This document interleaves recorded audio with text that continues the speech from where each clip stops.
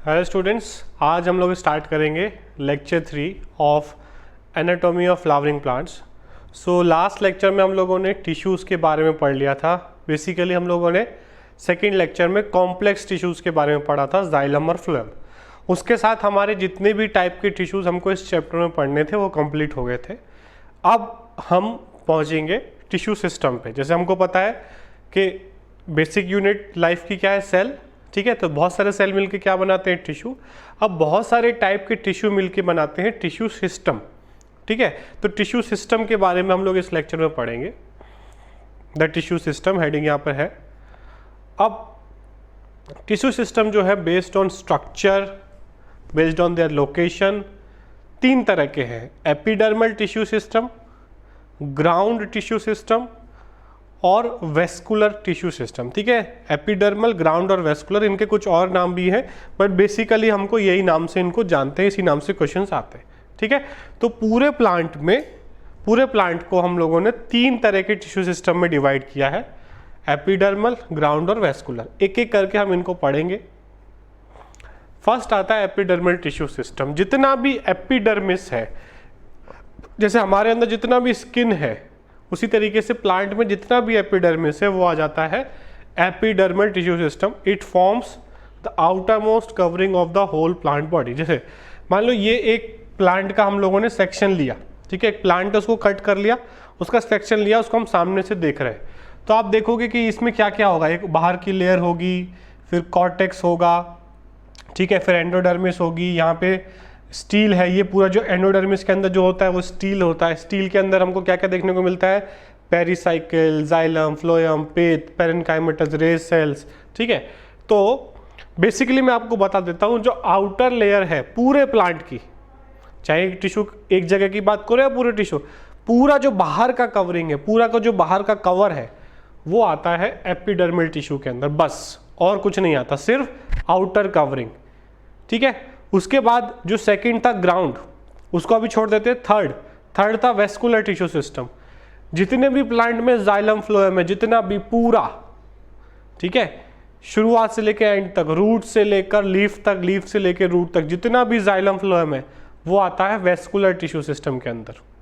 ठीक है, चाहे किसी प्लांट में 100 जाइलम हो, किसी में 1000 हो, किसी में 2000 हो, xylem plus phloem complete is called है। जितना भी पाइपलाइन है that comes under vascular tissue system.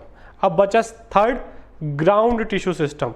इन दोनों के अलावा जो भी कुछ है, पहले में क्या आ गया, बाहर की कवरिंग, दूसरे में क्या आ गया, जाइलम और फ्लोएम, बाकी जो भी बचा, मान लो कॉर्टेक्स, एंडोडर्मिस, पेट, पेरिसाइकिल, ये सब किस में आ जाएगा, ग्राउंड टिश्यू सिस्टम। ठीक है, तो बेसिक आइडिया मैंने आपको बता दिया कि किस तरीके से हम इन तीनों को डिवाइड करते हैं।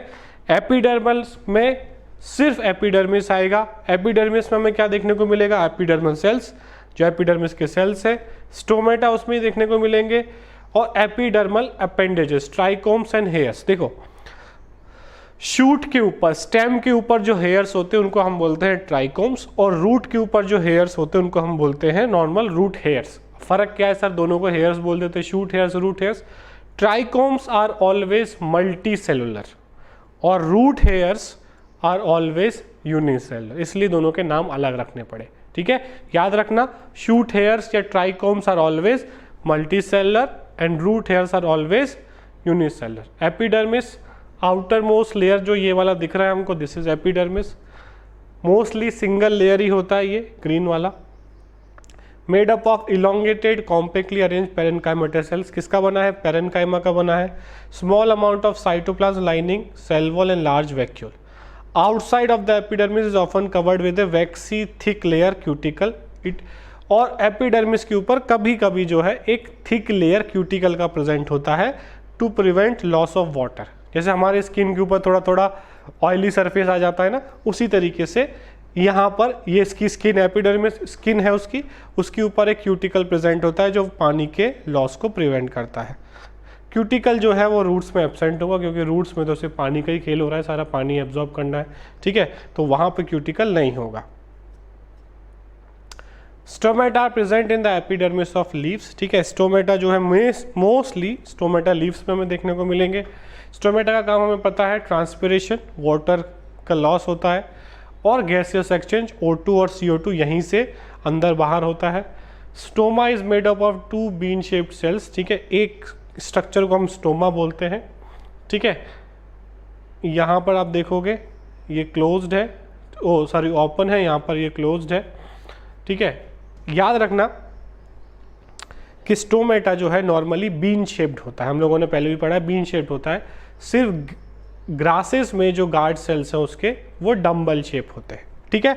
तो अगर क्वेश्चन आता है shape of guard sales in stomata, कुछ भी मेंशन नहीं है, तो हमें बीन शेप लिखना है, ठीक है। बीन शेप बताए ना, जो हम लोगों ने पिछले चैप्टर में पढ़ा था, इस तरीके से, है ना, दिस इज बीन शेप।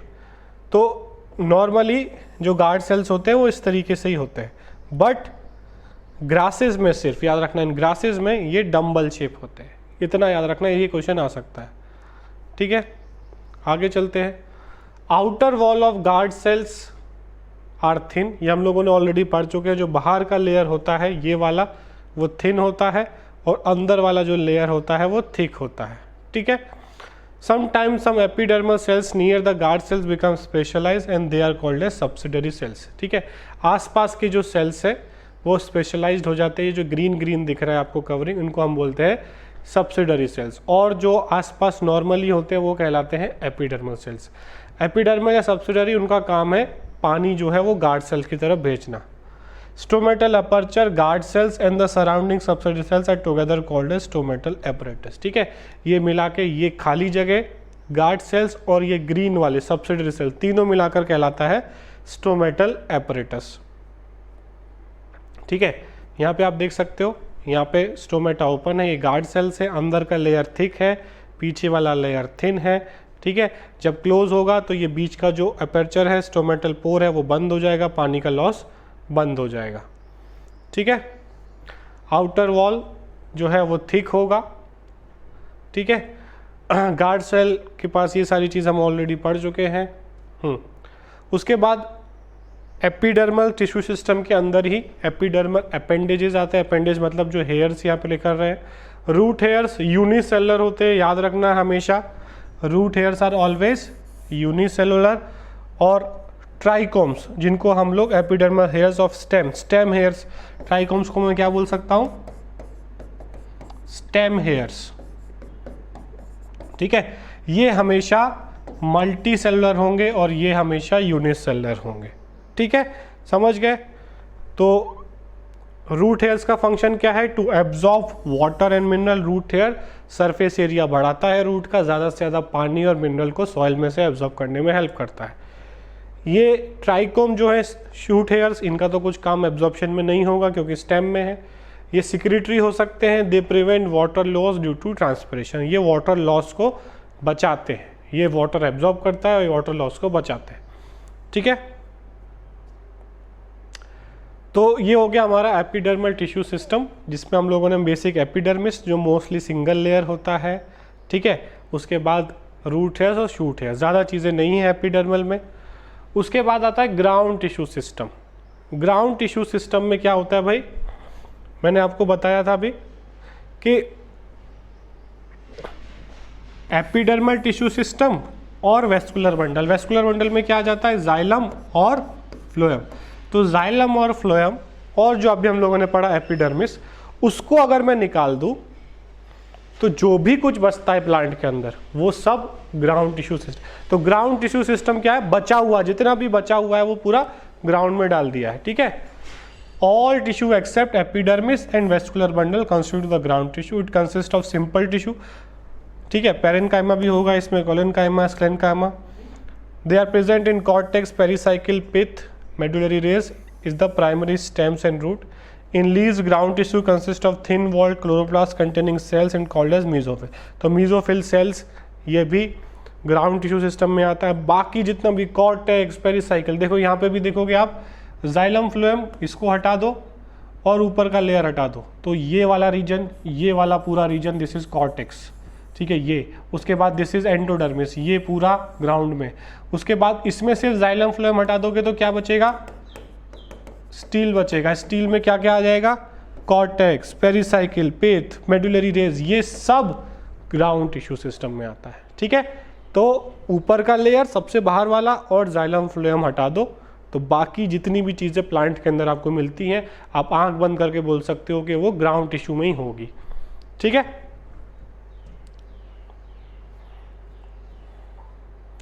उसके बाद वेस्कुलर टिश्यू सिस्टम जिसमें सिर्फ जाइलम और फ्लोएम आएंगे।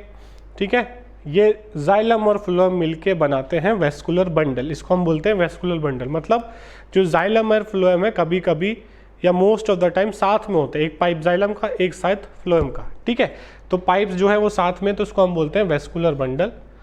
ठीक है, उसके बाद ओपन टाइप हो सकता है वेस्कुलर बंडल का, क्लोज टाइप हो सकता है। डिफरेंस क्या है हम लोग आगे देखते हैं। ओपन टाइप में, ओपन टाइप वेस्कुलर बंडल में क्या देखने को मिलेगा आपको, बीच में कैम्बियम देखने को मिलेगा। ये जो आपको देखने को मिल रहा है ना, देखो ये वाला जो है ये फ्लोएम है, फ्लोएम का पाइप, ये जाइलम का पाइप, दोनों के पाइप के बीच में कैम्बियम देखने को मिलेगा। कैम्बियम क्या करता है,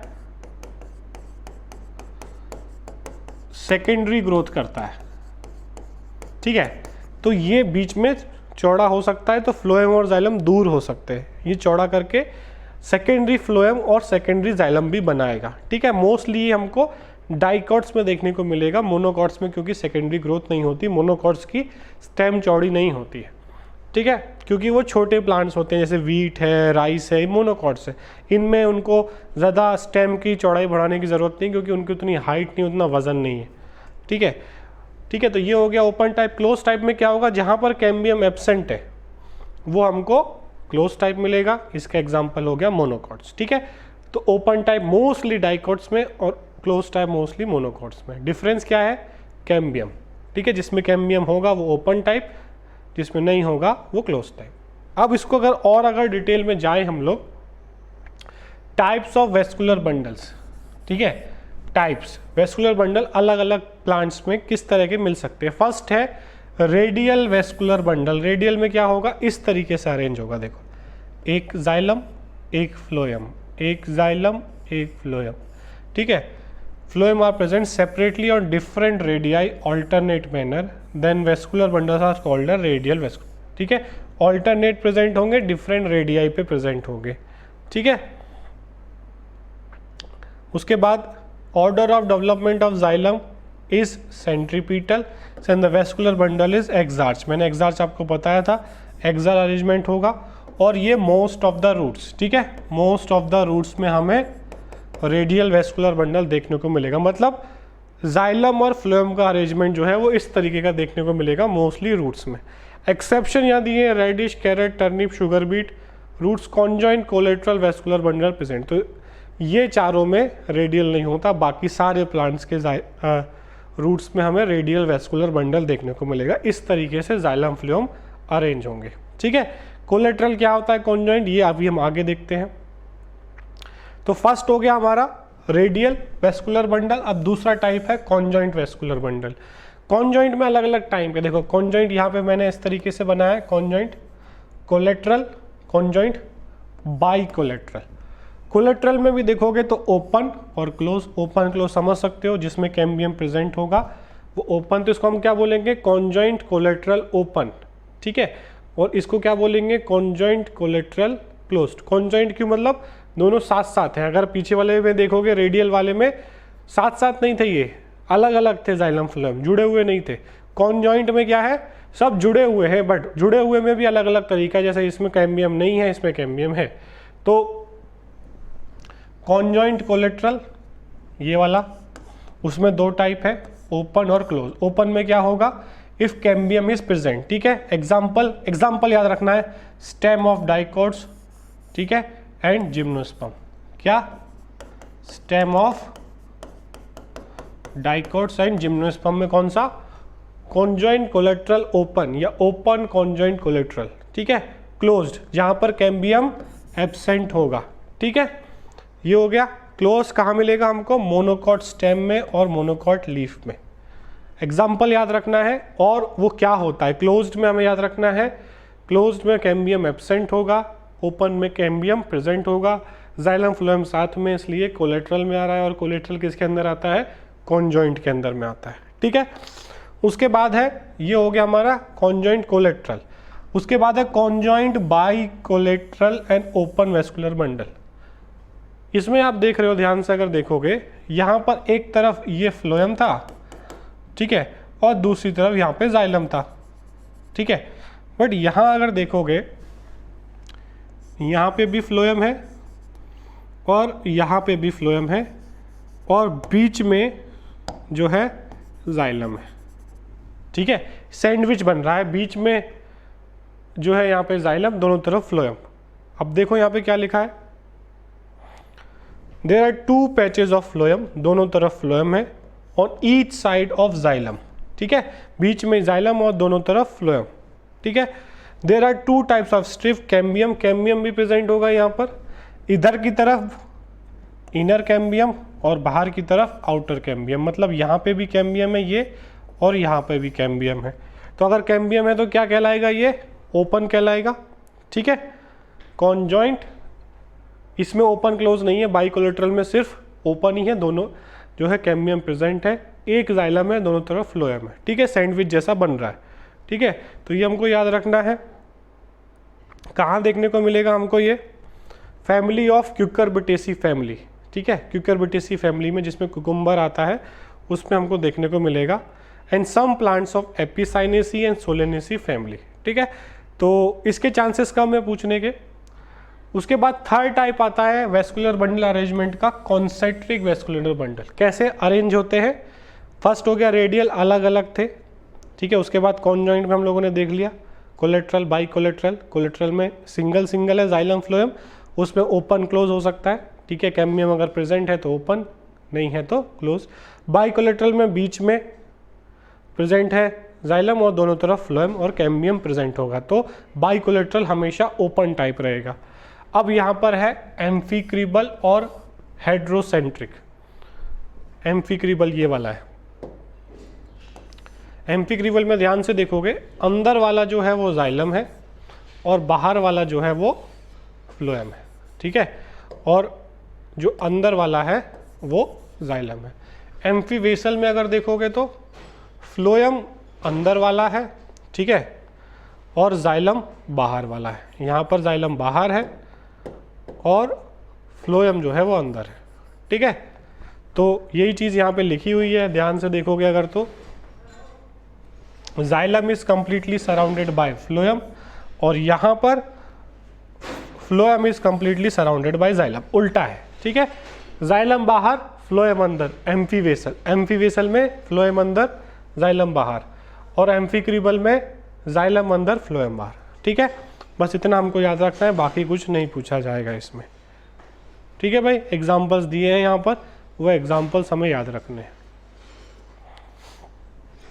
तो यहाँ पर हमारा ये टिश्यू सिस्टम कंप्लीट हो जाता है। अब नेक्स्ट लेक्चर में हम लोग dicot root, dicot stem, monocot root, monocot stem, dicot leaf, monocot leaf का इंटरनल स्ट्रक्चर पढ़ेंगे, जो एनसीईआरटी में भी मेंशन्ड है, और मोस्टली हमको वो चीज़ें एनसीईआरटी लेवल ही करनी है। ठीक है, जो भी डिटेल में करना था जो एनसीईआरटी में मेंशन नहीं था, जैसे कि ये वेस्कुलर बंडल के टाइप्स, ये एनसीईआरटी में मेंशन नहीं है, तो वो हम लोगों ने डिटेल में कर लिए। ठीक है, अब हम लोग नेक्स्ट लेक्चर में internal structure of root, stem and leaves पढ़ेंगे। ठीक है, थैंक यू।